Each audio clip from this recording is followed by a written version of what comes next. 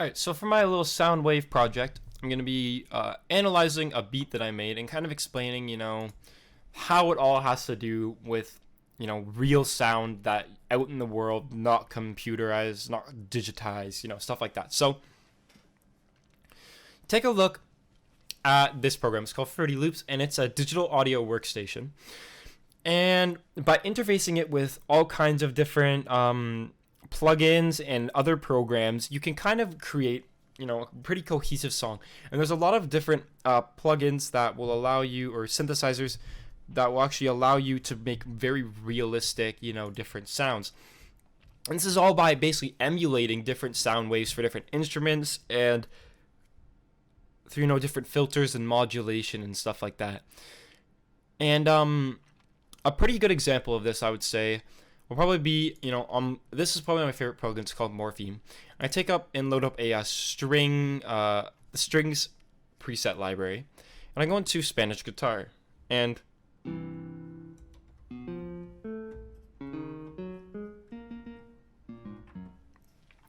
obviously it doesn't flow like a real guitar would, it's not got like the strum behind it, but you can all add that with different presets and effects. But the base of the sound,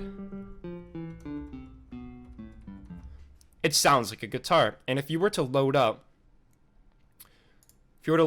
like a basic like chord progression into it and play it back,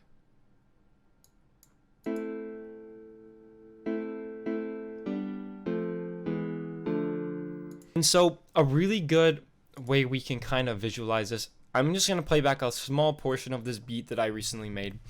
And we're going to look at it through Wave Candy.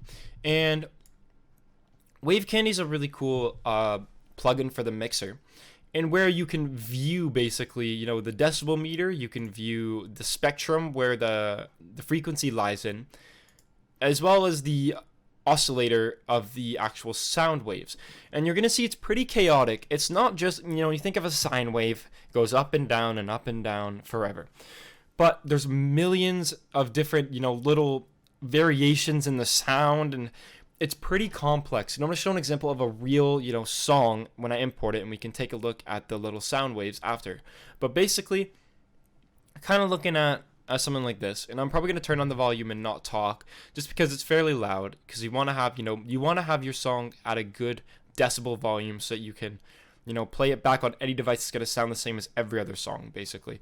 And so if I play this back, we can kind of see what this sounds like. So if I drag this out, you're going to be able to better see the sound waves because they're not as compressed. So if I play it from this part in the song, you can kind of start to see the different variations and different bits of the sound. Also made another one.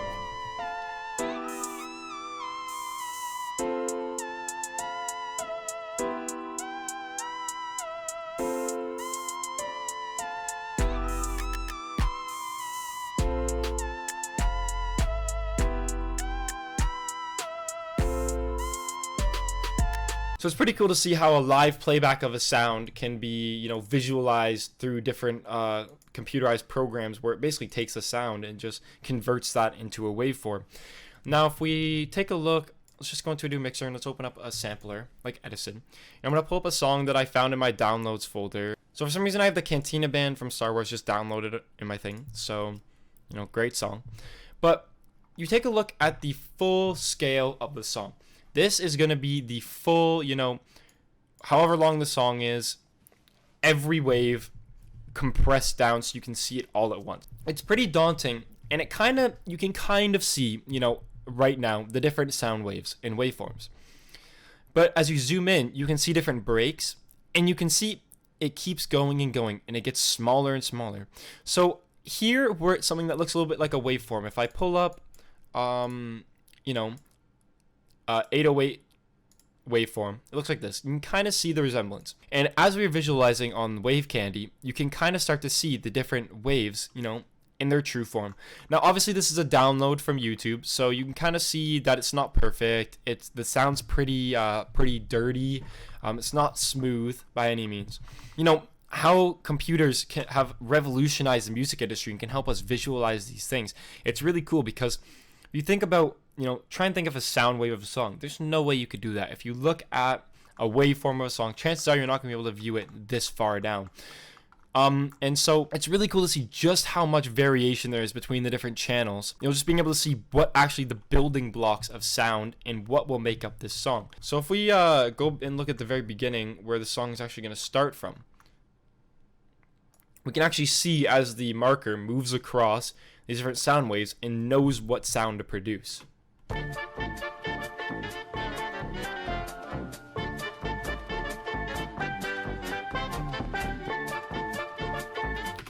Each individual dot represents a change in the waveform. So it has to analyze each of those dots, especially in a pretty complex part like this. It has to analyze each dot and know exactly what sound to play during that, and that's honestly really cool. Anyways, thanks for watching my short video on sound waves and different music applications on the computer. This has been another epic project by Evan Crab.